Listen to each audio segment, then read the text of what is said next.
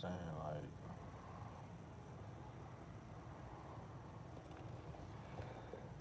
fuck.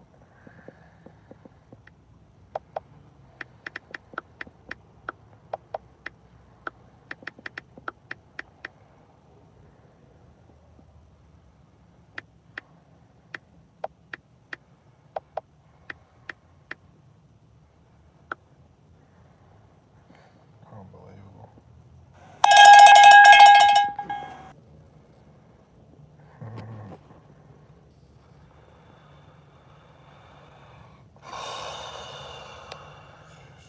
Christ.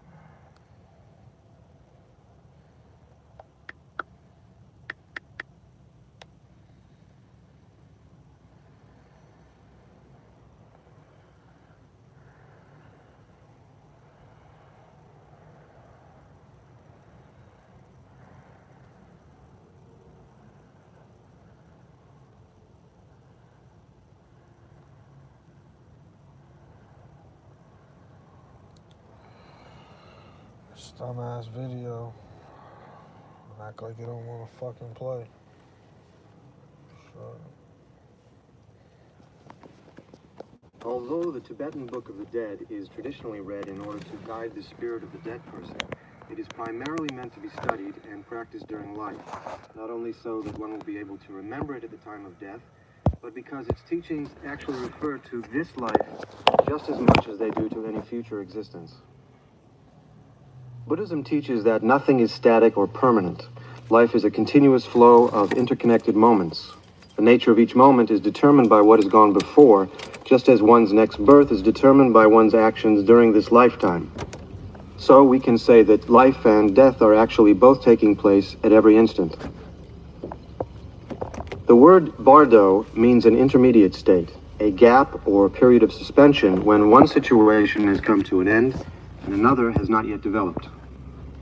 It occurs in the interval between two states of mind, as well as between states of existence, such as birth and death. Any everyday situation of hesitation or uncertainty, or of inner conflict between opposing emotions, contains characteristics of the intermediate state. So do those extremes of emotion when one is on the edge of complete exhaustion, or feels one is approaching the borderline of insanity. Facts. At such moments of concentrated energy, one may suddenly enter a neutral state in which one feels completely free, calm, and detached. This is an intuitive glimpse of the ground of being, the nature of mind itself. It is called dharmata, the essence of things as they really are. It is described as indivisible emptiness and luminosity. Just before death, a dying person's consciousness becomes progressively more and more detached from the external world and from the body, until it is completely concentrated within, and there is an experience of a sense of internal glow or luminosity. This is called the bardo of the moment before death. After death, the level of existence where everything forms.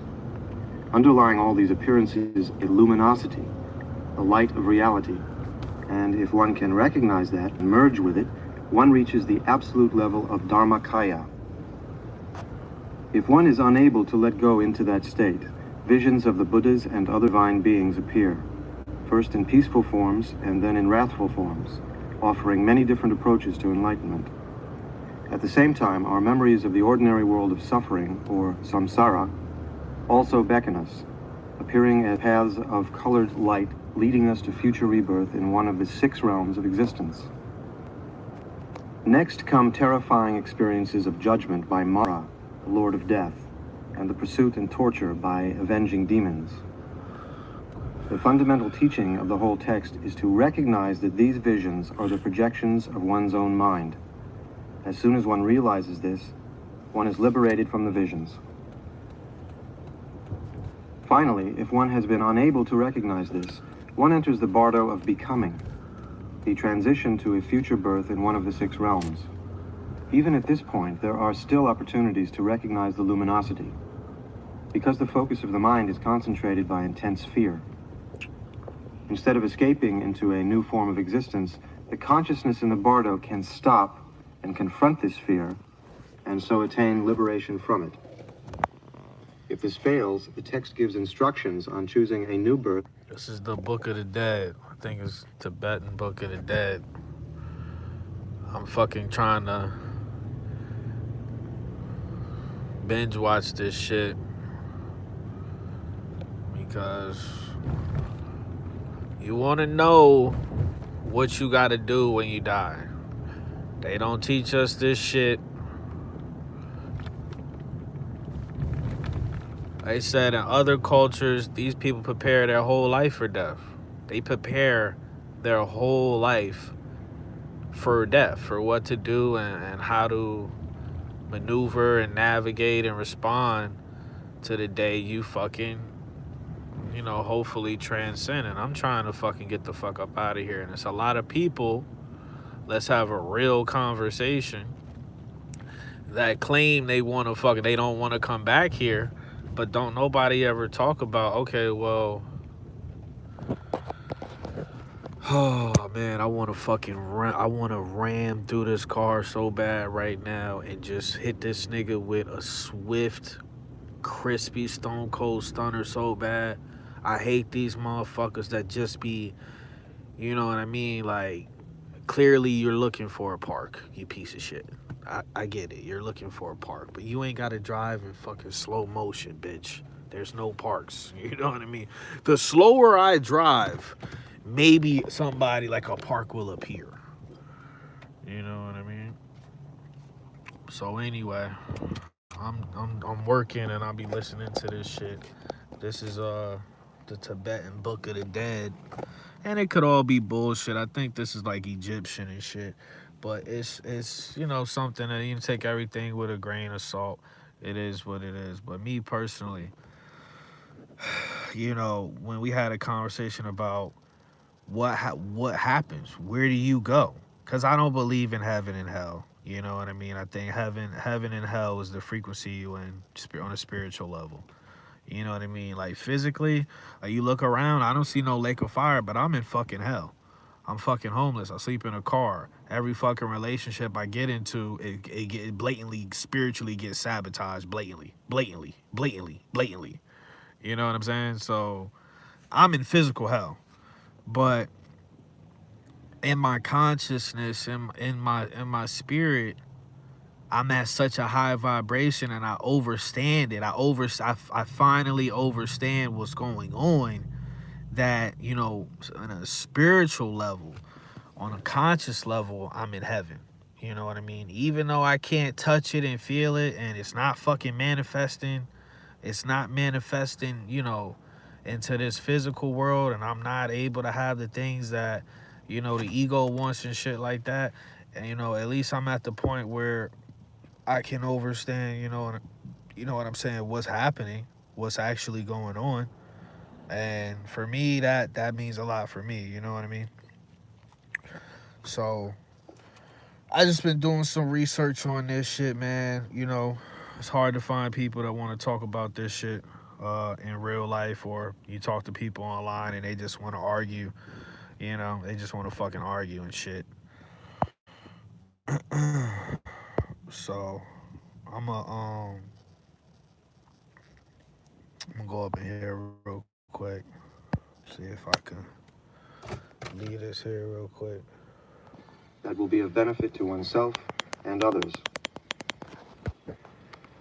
All these situations described in the Tibetan Book of the Dead can be seen as symbolic or visionary pictures of events and experiences in human life.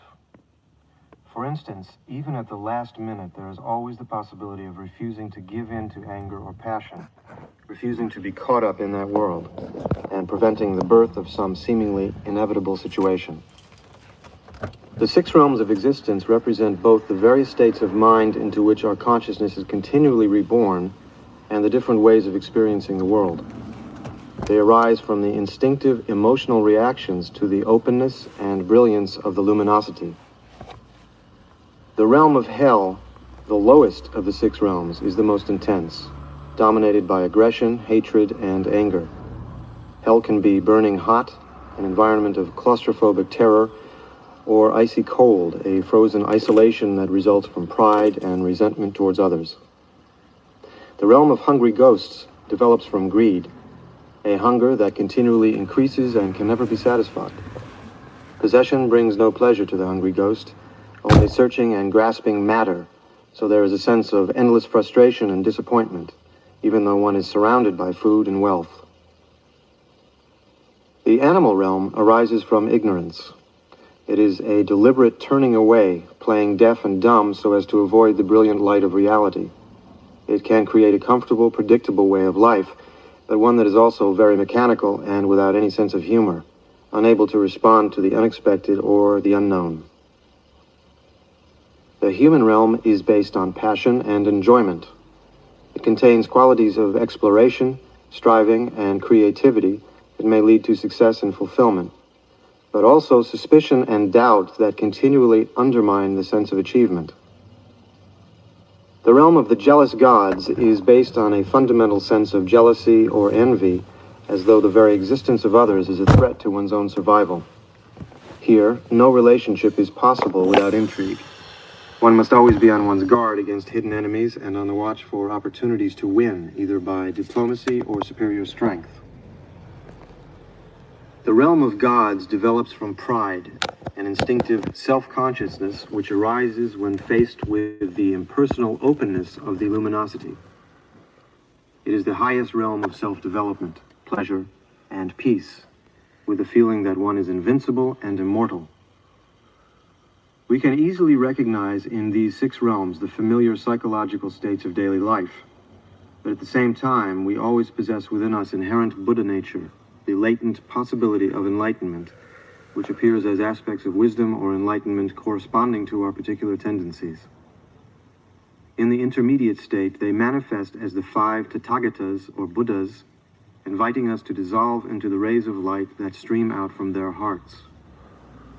The 5 wisdoms are the liberated energy of enlightenment, but in samsara, they are distorted into the 5 negative emotions, or poisons.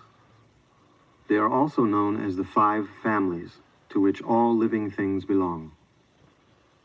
The first of the Tathagatas in the center of the mandala is Varochana, and his family is known simply as the Tathagata of Buddha family. It is associated with the basic poison of confusion or ignorance, which it deliberately ignores and out of which all the other poisons evolve. But Varochana also embodies the wisdom of Dharmadhatu, the limitless, all-pervading space in which everything exists as it really is, the truth that reverses ignorance.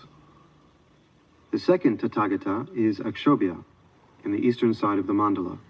He is the ruler of the Vajra family, whose poison is aggression or hatred. This is transmuted into the mirror-like wisdom, which reflects everything calmly and clearly. In the southern side of the mandala is Ratna Sambhava, ruler of the Ratna family. Ratna means jewel, and in particular the wish-granting gem which magically grants all desires. So here the poison is pride, resulting from the possession of spiritual or material riches. Its antidote and corresponding wisdom is the wisdom of equality and equanimity. In the west is Amitabha, whose family is Padma, the lotus. The poison of this family is desire or passion, grasping hungrily at everything, and its wisdom is the wisdom of discrimination, which provides the coolness and carefulness that allows for passion to be transformed into compassion. Lastly, in the north is Amoghasiddhi, ruler of the Karma family.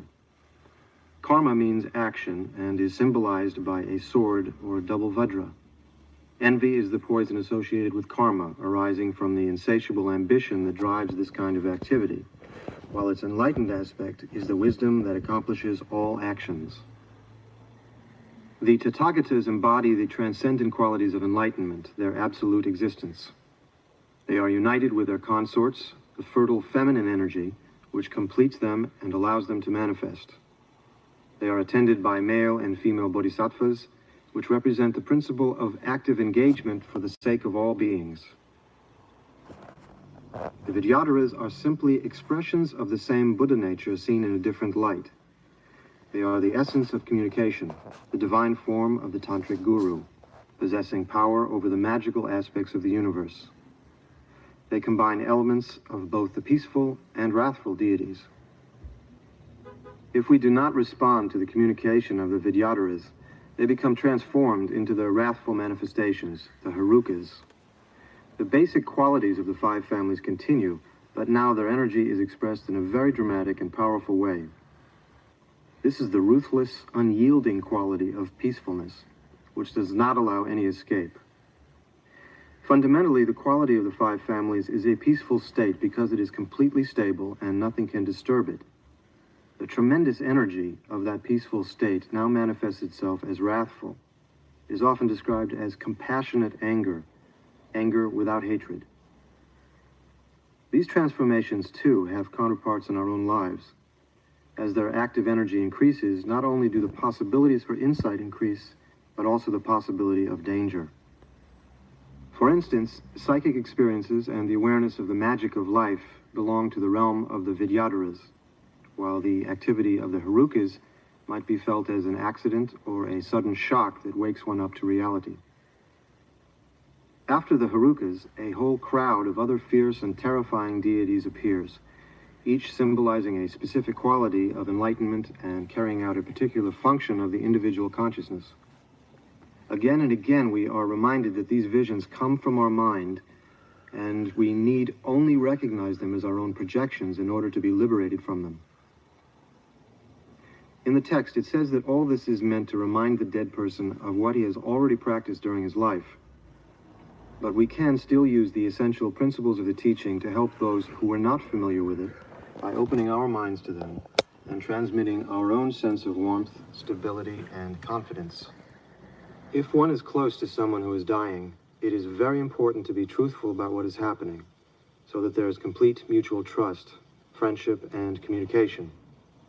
As the person's physical and mental condition deteriorates, he or she develops a higher awareness of the surrounding emotional atmosphere, so that one's own state of mind is extremely important and becomes part of the dying person. It is impossible to know what someone in the intermediate state is going through, or whether you are still having any real contact with a person. But the essential thing is to continue to provide this stable environment so that automatically the consciousness in the bardo will be attracted to that. When one listens to the Tibetan Book of the Dead, although all the symbolic details are significant, it is not necessary to analyze and remember them all in order to benefit from the text. All these details contribute to overwhelming emotional impressions. Just listening in a relaxed, open, and attentive state of mind will make us receptive to their inner meaning, and we will be able to recognize them as experiences in our own lives and understand their symbolism intuitively. The Tibetan Book of the Dead. Homage to the Gurus, the three Kayas, Amitabha, infinite light, the Dharmakaya, peaceful and wrathful lotus deities, the Sambhogakaya, Padmasambhava, protector of beings, the Nirmanakaya. This great liberation through hearing, the means of liberation in the bardo for yogins of average capacities, is in three parts: the introduction, the main subject matter, and the conclusion. Firstly, the introduction, the means of liberating human beings. First of all, one should have studied the instructions, which should certainly liberate those of the highest capacities. But if they do not, one should practice the ejection of consciousness, which liberates spontaneously as soon as it is thought of in the bardo of the moment before death. This should certainly liberate yogins of average capacity, but if it does not, one should strive in this great liberation through hearing in the bardo of Dharmata. Therefore, the yogin should first examine the sequence of signs of death according to the spontaneous liberation of the signs of death. And when they are definitely completed, he should effect the ejection of consciousness, which liberates spontaneously as soon as it is thought of. If ejection is effected, there is no need to read the liberation through hearing. But if not, it should be read clearly and precisely, close to the dead body. If the body is not present, one should sit on the dead person's bed or seat and proclaiming the power of truth, call on his consciousness and read, imagining him sitting in front listening. At this time, sounds of crying and weeping are not good, so his relatives should be shut out.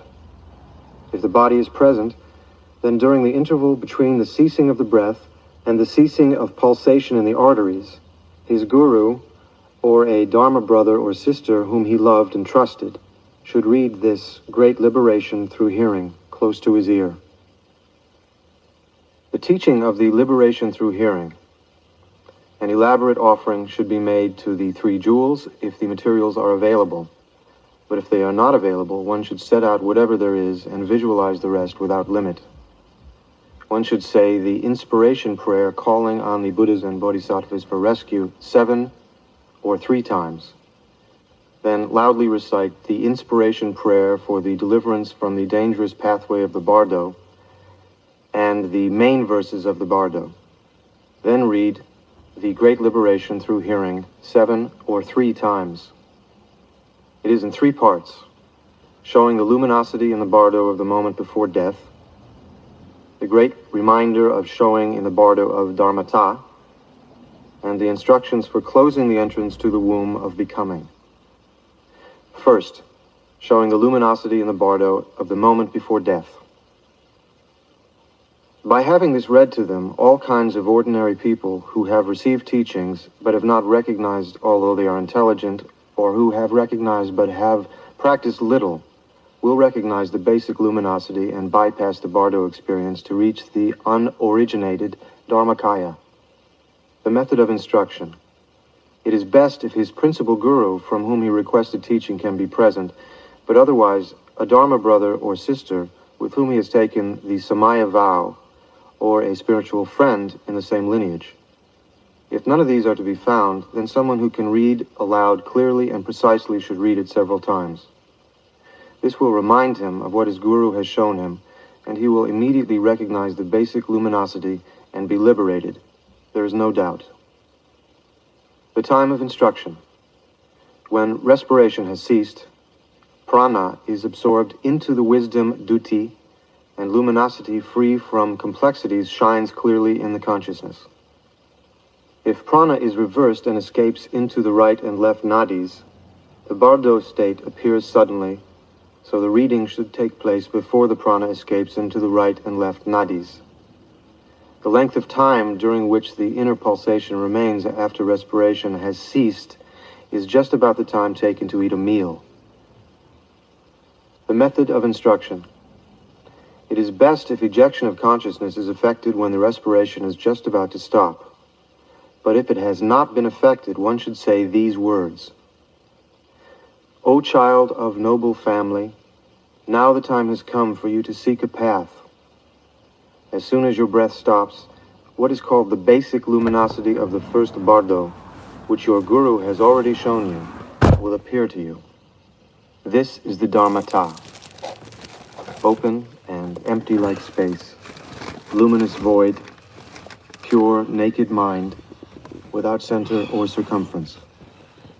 Recognize then and rest in that state, and I too will show you at the same time. This should be firmly implanted in his mind by repeating it many times over in his ear until he stops breathing.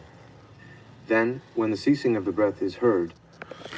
Alright, so yeah, I gotta get up out of here, but check it out, the Book of the Dead, and you know, this shit is bullshit because the only way they keep fucking us over is because they keep fucking wiping our fucking minds and consciousness and bullshit. And it's just like, my thing is, if you were to die right now, right? If you were to die right now, when you go over into the other realm or whatever the fuck, do you still remember all the research and knowledge that you have that you did on Earth? Or do they just wipe the shit? You know what I'm saying? Because if they sitting up here telling us everything that we gonna be seeing is a projection, we're projecting. It's just a projection, you know what I'm saying? Of our own inner demons and all this other shit. It's like niggas would have been beat this fucking video game. Stop fucking cheating. The fuck? We would have been beat this video game. It's the whole point. When you playing a video game and you fucking stuck on a level, you keep dying and shit. And you like, God damn it.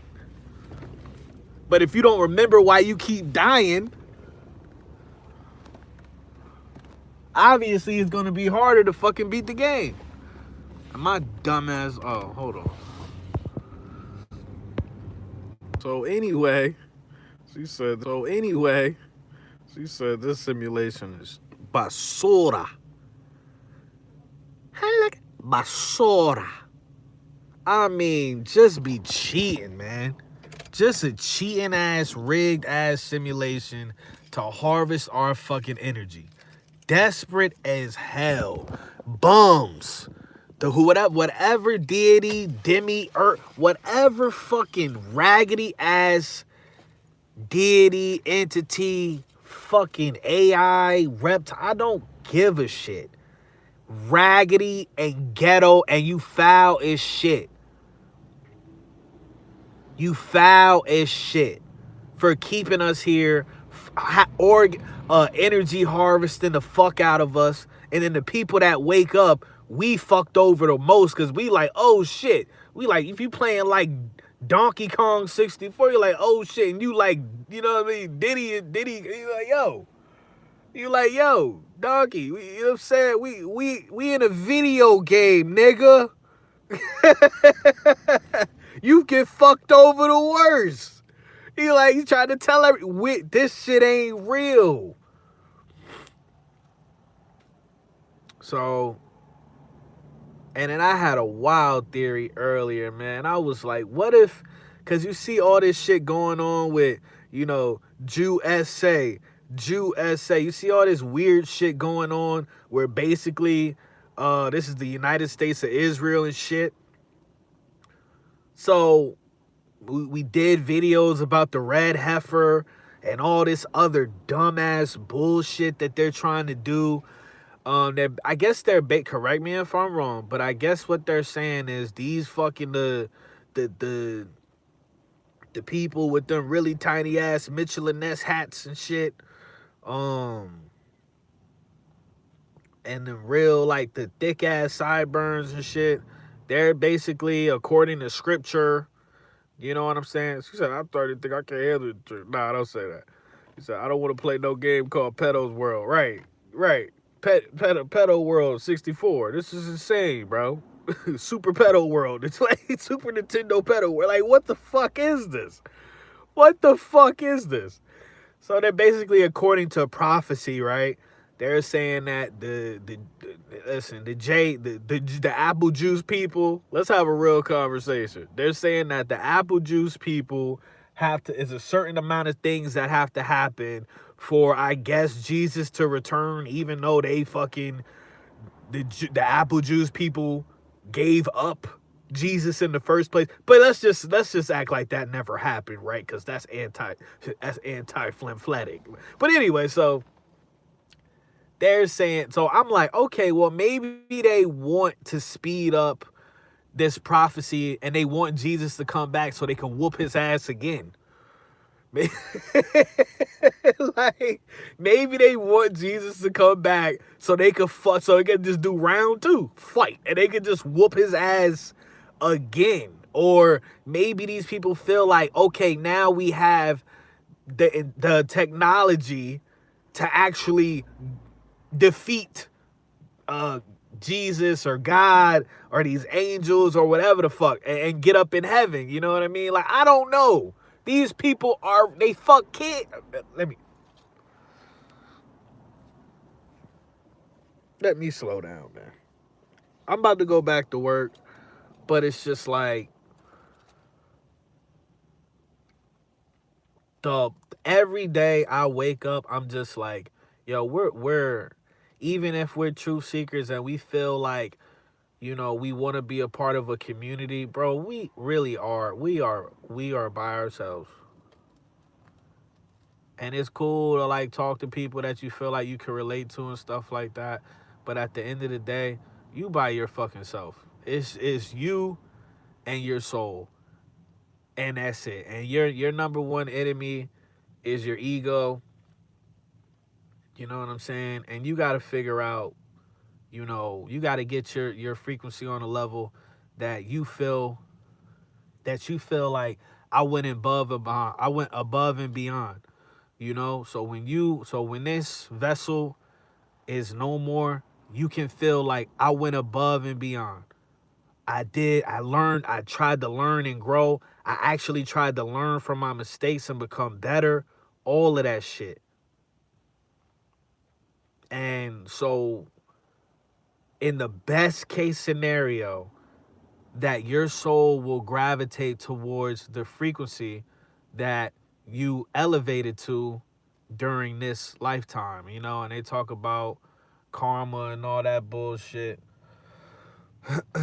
But that's the best case scenario. Fuck a heaven, fuck a hell. Elevate your spirit, crown chakra levels, even beyond that. Elevate your spirit to a place where you're like, yo, I'm proud of myself. Cause I could have been doing some heinous shit. I could have been, doing some real fucking disgusting shit while I was down there. But I chose to do something different. So, you know what I'm saying?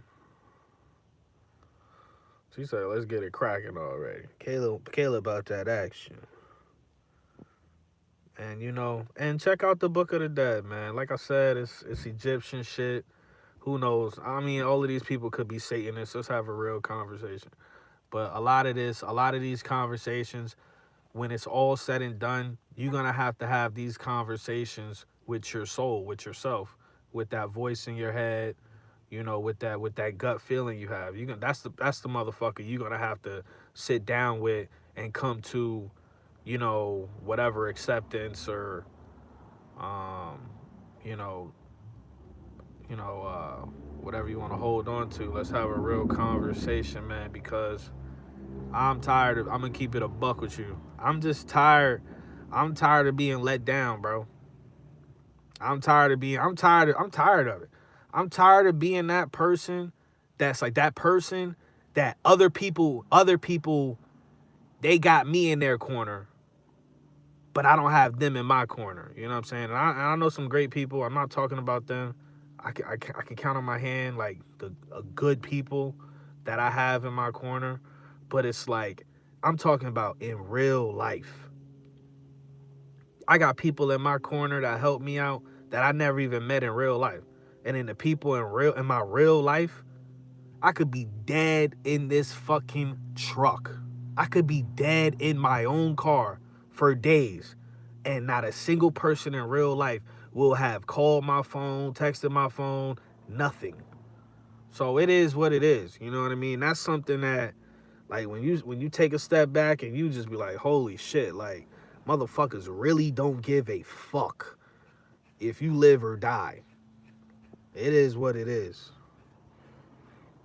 So, if you're going through that, the only thing I could say is, because I'm a trash motivational speaker, I'm down to have, we having a Kool-Aid party at Hurricane House. Shit, I'm that nigga. I'm like, fuck this. But if you are going through something like that, all I would say is, let me think. What would I say? This is what I always go back to. Understand your ego is a lying ass, raggedy ghetto piece of shit bitch. Your ego is the one telling you you need all of this shit. Your soul is eternally voidless. Your soul don't need not a damn motherfucker walking this earth. Your soul don't need shit. It's already perfect. And that's what I always go back to. That's not no ego shit. That's the facts. Your ego, your fucking ego, is the one lying to you, telling you, oh, you need your family to be there for you. You need your friends to be there for you. You need some sort of social status. You need likes and attention and all of this. You need a girlfriend or a boyfriend. You don't. Fuck all them niggas. Let's have a real conversation. She said my first words were damn. All right. Well, look, man, I appreciate y'all chiming in on the conversation. I'm about to get in trouble because I'm about like 20 minutes late with this delivery. But do I give a fuck? No, I don't give a shit. But yeah, I don't know if you be on my channel, Kayla, or whatever. You know, it's good to see you around. Shout out my nigga JoJo. Shout out Mr. Fuck the Government. But if you ever want to talk about, like, do a show about your parents and shit, I'm down. I'm down to talk shit about piece of shit parents. I'm with it. That's one of my favorite pastimes. You know, just sitting around talking shit about the people that brought me into this motherfucker. But at the same time, always go back to it. The trauma is meant, without the trauma, we wouldn't have been able to change our perspective. Without the trauma, and it's something I be trying to tell Hurricane and shit. He don't be listening. Without the trauma, we can't change our perspective. And where we came from, it's like where we came from, they say we can't evolve there. We can't grow there. Because it ain't no negative energy. So we gotta go through this so that when we go back, we like, God damn, nigga. I didn't play Earth. I played Planet Super Nintendo Pedal World. Nigga, I played that shit on Hardcore Veteran, and I actually, nigga, I didn't kill myself. I gotta go, man. I'm about to get in trouble, dog.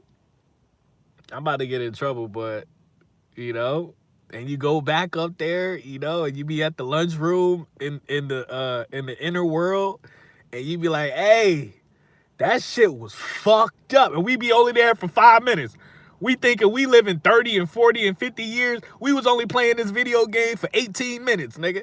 You like, nigga, god damn. You niggas gonna be laughing at you and shit. You like, nigga, you thought that shit was real. You was all up in it and shit. You was all up in it thinking it was real and shit. You was ready to crash out. The fuck is my key at, man?